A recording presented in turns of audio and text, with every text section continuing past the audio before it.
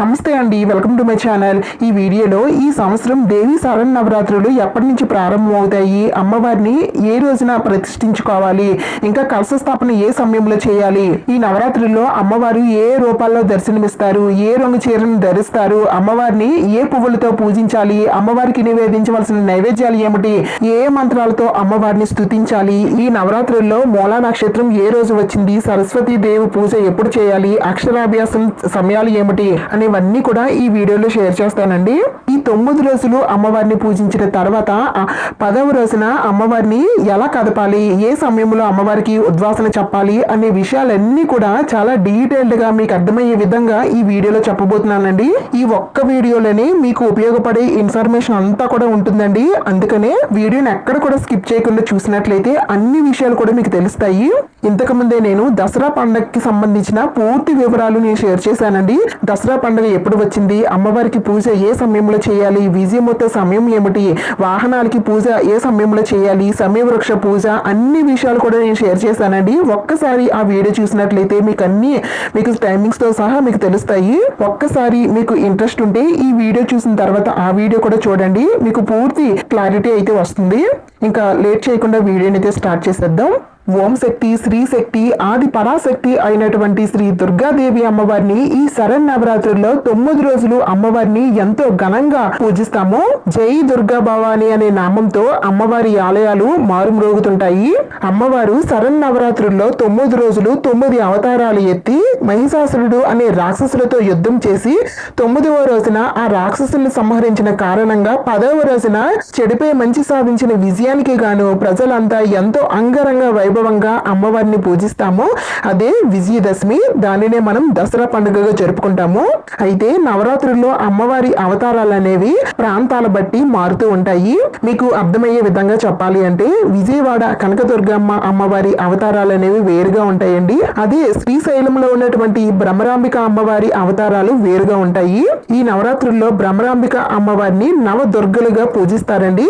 అయితే మీరు ఏ ప్రాంతానికి దగ్గరగా ఉంటారో ఆయా అమ్మవార్ల అవతారాలు బట్టి మీరు ఇంట్లో పూజ చేసుకోవాల్సి ఉంటుంది. ఒకవేళ మీరు విజయవాడకి దగ్గరగా ఉన్నట్లయితే విజయవాడలో ఉన్నటువంటి కనకదుర్గమ్మ అమ్మవారి అవతారాలకు సంబంధించిన పూజలు అయితే చేసుకోవాల్సి ఉంటుందండి. అదే మీరు శ్రీశైలానికి దగ్గరగా ఉన్నట్లయితే భ్రమరాంబిక అమ్మవారి అవతారాలకు సంబంధించిన పూజలు అయితే నిర్వహించుకోవాల్సి ఉంటుంది. మీకు అర్థమైందని అనుకుంటున్నాను. ఇక్కడ నేను విజయవాడలో ఇంద్రకీలాద్రిపై కొలువున్న కనకదుర్గమ్మ అమ్మవారి అవతారాలకు సంబంధించిన ఇన్ఫర్మేషన్ అయితే షేర్ చేస్తున్నానండి. విజయవాడ కనకదుర్గమ్మ అమ్మవారి అవతారాలకు సంబంధించిన పూజా వీడియోసే ఇంకా మీదట మన ఛానల్లో వస్తూ ఉంటాయండి. మీరు ఆ వీడియోస్ చూసి పూజ చేసుకోవాలనుకునే వారు తప్పకుండా మన ఛానల్ సబ్స్క్రైబ్ చేసుకోండి.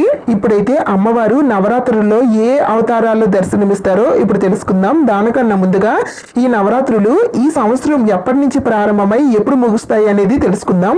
దసరా శరన్నవరాత్రుల తేదీ 2024 అక్టోబర్ 3వ తేదీన గురువారం పాడ్యమి తిథి నుండి మనకి దేవీ నవరాత్రులు అనేవి ప్రారంభమవుతాయండి. ఇంకా ఎప్పుడు ముగుస్తాయంటే 2024 అక్టోబర్ 11వ తేదీన శుక్రవారం నవమి తిథితో ఈ శరన్నవరాత్రులు అనేవి ముగుస్తాయి. మొత్తం 9 రోజుల పాటు అమ్మవారిని పూజిస్తాము. ఇంకా 10వ రోజునే విజయదశమి. దేవి శరన్నవరాత్రుల్లో అమ్మవారు ఏ అవతారాల్లో దర్శనమిస్తారో ఇప్పుడు తెలుసుకుందాం. నవరాత్రుల్లో మొదటి రోజు 2024 అక్టోబర్ 3 గురువారం పాడ్యమి తిథి, నక్షత్రం హస్త నక్షత్రం. ఈ రోజే అమ్మవారిని పెట్టుకుని కలశ స్థాపన చేసి అఖండ దీపారాధన చేస్తారు. కలశ స్థాపన శుభ సమయం అక్టోబర్ 3వ తేదీన ఉదయం 6:15 నుండి 7:22 వరకు మంచి శుభ గడియలు ఉన్నాయండి. ఈ సమయంలో కలశ స్థాపన చేసి అమ్మవారి పూజను ప్రారంభించవచ్చు. ఒకవేళ ఈ సమయానికి కుదరకపోయినట్లయితే మరొక మంచి ముహూర్తమైనటువంటి అభిజిత్ ముహూర్తం ఉందండి. అది ఉదయం 11:46 నుండి మధ్యాహ్నం 12:47 వరకు ఉంటుంది. ఈ సమయంలో అయినా సరే మీరు కలశాన్ని ప్రతిష్ఠించి అమ్మవారికి పూజలు అనేవి నిర్వహించుకోవచ్చు. ఇంకా ఈ మొదటి రోజు అమ్మవారు శ్రీ బాలా త్రిపుర సుందరి దేవి రూపంలో దర్శనమిస్తారండి. ఈ రోజు అమ్మవారు లేత గులాబీ చీరను ధరిస్తారు. అమ్మవారికి ఈ రోజున ఎర్రని మందారాలతో గాని గులాబీ పువ్వులతో గాని తుమ్ము పువ్వులతో గాని పూజ చేస్తే చాలా మంచిది. ఇంకా అమ్మవారికి నివేదించవలసిన నైవేద్యం బెల్లం పరమాన్నం. అమ్మవారికి పూజ చేసేటప్పుడు బాల స్తోత్రాలు గాని అష్టోత్తరాలు గాని చదువుకుంటే చాలా మంచిది. లేదంటే ఓం శ్రీ బాలా త్రిపుర సుందరి దేవి నమః అనే మంత్రాలతో అయినా సరే అమ్మవారిని పూజించవచ్చు. ఈ రోజు అమ్మవారిని పూజించడం వలన సంతానం కలుగుతుందండి, సద్బుద్ధి కలుగుతుంది, అనుకున్న పనులు కార్యసిద్ధి జరుగుతాయి. పూజ అయిన అనంతరం ఎవరికైనా ఆడబడుచులకి రవికల గుడ్డ దానం చేస్తే చాలా మంచిది. ఇంకా నవరాత్రుల్లో రెండవ రోజు 2024 అక్టోబర్ 4వ తేదీన శుక్రవారం విద్య తిథి, నక్షత్రం చిత్తా నక్షత్రం. ఈ రెండో రోజున అమ్మవారు శ్రీ గాయత్రి దేవి రూపంలో దర్శనమిస్తారు. అమ్మవారు ఈ రోజు నారింజ రంగు చీరను గాని కనకాంబరం రంగు చీరలో గాని అమ్మవారు దర్శనమిస్తారండి. ఇంకా అమ్మవారికి ఈ రోజున తామర పువ్వులతో గాని కలువు పువ్వులతో గాని పూజించాలి. అమ్మవారికి ఈ రోజున నిమ్మకాయ పులిహోరని నైవేద్యంగా నివేదన చేయాలి. పూజలో అమ్మవారి స్తోత్రాలు, గాయత్రి మంత్రం, కవచం చదువుకొని అమ్మవారిని పూజిస్తే చాలా మంచిదండి. లేదంటే ఓం శ్రీ గాయత్రి మాత్రే నమః అనే మంత్రం స్తుతించుకుంటూ కూడా అమ్మవారిని పూజించవచ్చు. అమ్మవారిని పూజించడం వలన మంత్రశక్తి, తేజస్సు పెంపొందుతుంది. ఈ రోజు ఎవరికైనా ఎర్రటి గాజుల్ని దానం చేస్తే చాలా మంచిది. దేవి శరన్నవరాత్రుల్లో మూడవ రోజు 2024 అక్టోబర్ 5 శనివారం తదియ తిథి, స్వాతి నక్షత్రం. ఈ రోజు అమ్మవారు శ్రీ అన్నపూర్ణాదేవిగా దర్శనమిస్తారండి. ఈ రోజు గంధం చీరను ధరిస్తారు. అమ్మవారికి ఈ రోజున మల్లె పువ్వులతో గాని పొగడు పువ్వులతో గాని పూజించాలి. అమ్మవారికి ఈ రోజున కొబ్బరి అన్నం లేదా గారెల్ని నైవేద్యంగా నివేదన చేయాలి. ఈ రోజు అన్నపూర్ణ అష్టకంతో అమ్మవారిని పూజించాలి. లేదంటే ఓం శ్రీ అన్నపూర్ణ దేవియై నమః అనే మంత్రంతో అయినా సరే అమ్మవారిని పూజించవచ్చు. అన్నపూర్ణాదేవి అమ్మవారిని పూజించడం వలన సంపూర్ణ ఆరోగ్యం కలుగుతుంది. ధన ధాన్యాలకి ఎలాంటి లోటు ఉండదు. ఈ రోజు మీ శక్తి కొలది లేని వారికి అన్న భోజన కార్యక్రమాలు నిర్వహిస్తే అమ్మవారి కటాక్షం అనేది తప్పకుండా కలుగుతుంది. ఇంక తర్వాత నవరాత్రుల్లో 4వ రోజు 2024 అక్టోబర్ 6వ తేదీన ఆదివారం చవితి తిథి, నక్షత్రం విశాఖ నక్షత్రం. ఈ రోజు అమ్మవారు శ్రీ లలిత త్రిపుర సుందరి దేవి రూపంలో దర్శనమిస్తారు. ఈ రోజు అమ్మవారు బంగారు రంగు చీరను ధరిస్తారు. అమ్మవారికి ఎర్రటి కలువులతో గాని ఎర్రటి గులాబీలతో గాని పూజిస్తే చాలా మంచిదండి. ఇంకా అమ్మవారికి నివేదించవలసిన నైవేద్యం చక్కెర పొంగలి. ఈ రోజు అమ్మవారిని శ్రీ లలిత సహస్రనామాలతో గాని లేదంటే ఓం శ్రీ లలిత దేవి నమః అనే మంత్రాలతో గాని పూజించాలి. అమ్మవారిని పూజించడం వలన అఖండ కీర్తి ప్రాప్తిస్తుంది. ఈ రోజు ఎవరికైనా సహస్రనామ పుస్తకాలను దానం చేస్తే చాలా మంచిది. ఇంకా దసరా నవరాత్రుల్లో 5వ రోజు 2024 అక్టోబర్ 7వ తేదీన సోమవారం పంచమి తిథి, నక్షత్రం అనురాధ నక్షత్రం. ఈ రోజు అమ్మవారు శ్రీ మహాచండీ దేవి రూపంలో దర్శనమిస్తారు. అమ్మవారు ఈ రోజు పసుపు రంగు చీరను గాని బంగారు వర్ణం చీరను గాని ధరిస్తారు. ఈ రోజు అమ్మవారిని పసుపు రంగు పువ్వులతో పూజించాలి. ఇంకా అమ్మవారికి నివేదించవలసిన నైవేద్యం కట్టె పొంగలి లేదా చలిముడి వడపప్పుని నైవేద్యంగా నివేదన చేయాలి. అమ్మవారికి పూజ చేసేటప్పుడు మహాచండీ స్తోత్రాలతో గాని అష్టోత్తరాలతో గాని లేదా మంగళ చండికా స్తోత్రాలతో గాని అమ్మవారిని పూజించాలి. చండీదేవి అమ్మవారిని పూజించడం వలన శత్రుపీడ తొలగుతుంది. అలాగే ఈ రోజు చేయవలసిన దానం స్వయంపాక దానం లేదా బ్రాహ్మణులకి దక్షిణ తాంబూలాన్ని గాని సమర్పించాలి. నవరాత్రుల్లో 6వ రోజు 2024 అక్టోబర్ 8వ తేదీన మంగళవారం షష్ఠి తిథి, నక్షత్రం జ్యేష్ఠ నక్షత్రం. ఈ రోజు అమ్మవారు శ్రీ మహాలక్ష్మీదేవి రూపంలో దర్శనమిస్తారు. అమ్మవారు ఈ రోజు గులాబీ రంగు చీరను ధరిస్తారండి. అమ్మవారిని ఈ రోజు తామర పువ్వులతో గాని కలువు పువ్వులతో గాని గులాబీ పువ్వులతో గాని పూజించాలి. ఈ రోజు అమ్మవారికి నివేదించవలసిన నైవేద్యం క్షీరాన్నం, పూర్ణం బూరెలు లేదా రవ్వ కేసరిని నైవేద్యంగా నివేదన చేయాలి. అమ్మవారిని లక్ష్మీ స్తోత్రాలతో గాని అష్టోత్తరాలతో గాని పూజించాలి. లేదంటే ఓం శ్రీ మహాలక్ష్మి దేవి నమః అనే మంత్రాలతో గాని అమ్మవారిని పూజిస్తే చాలా మంచిది. అమ్మవారిని పూజించడం వలన అఖండ ఐశ్వర్య ప్రాప్తి, ధన ప్రాప్తి కలుగుతాయి. ఈ రోజు మీ శక్తి కొలది లేని వారికి దాన ధర్మాలు చేయడం గాని లేదంటే డబ్బుల్ని దానం చేయడం గాని చేస్తే చాలా మంచిది. దేవి శరన్నవరాత్రుల్లో 7వ రోజు 2024 అక్టోబర్ 9వ తేదీన బుధవారం సప్తమి తిథి, నక్షత్రం మూలా నక్షత్రం. మూలా నక్షత్రం ఉన్న రోజున సరస్వతి దేవి అమ్మవారిగా మనం పూజిస్తాము.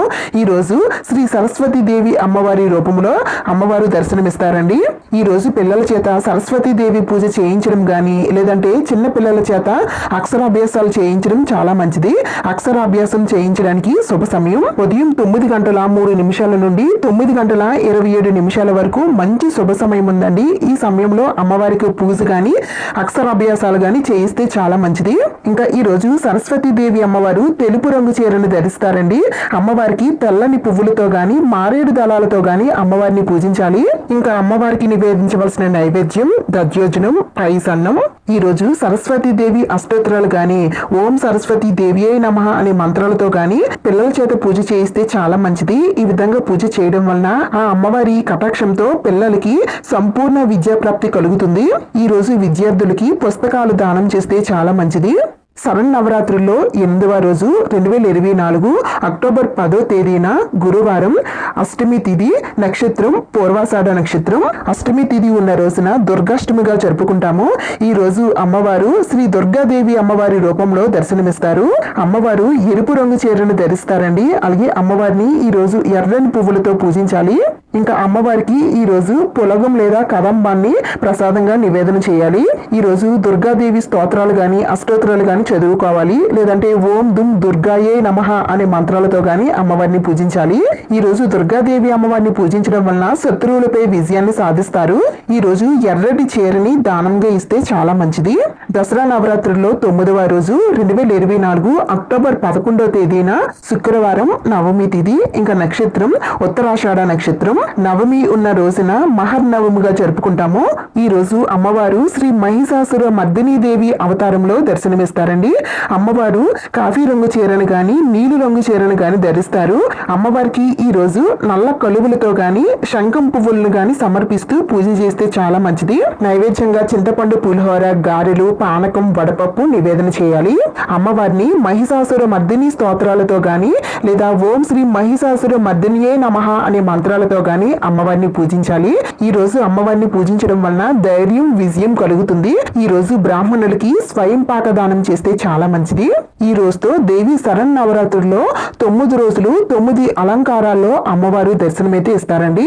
ఇంకా 10వ రోజునే విజయదశమి 2024 అక్టోబర్ 12వ తేదీన శనివారం, దశమి తిథి, నక్షత్రం శ్రవణ నక్షత్రం. ఈ రోజు అమ్మవారు శ్రీ రాజరాజేశ్వరి దేవి రూపంలో దర్శనమిస్తారండి.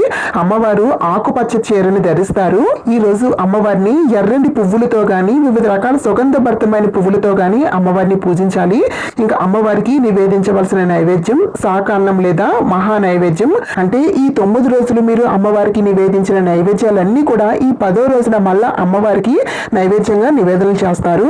అమ్మవారి అష్టకంతో అమ్మవారిని పూజిస్తే చాలా చాలా మంచిదండి. లేదంటే ఓం శ్రీ రాజరాజేశ్వరి మాత్రే నమః అనే మంత్రాలతో గాని అమ్మవారిని పూజించవచ్చు. రాజరాజేశ్వరి దేవి అమ్మవారిని పూజించడం వలన శక్తి, సౌభాగ్యం కలుగుతుంది.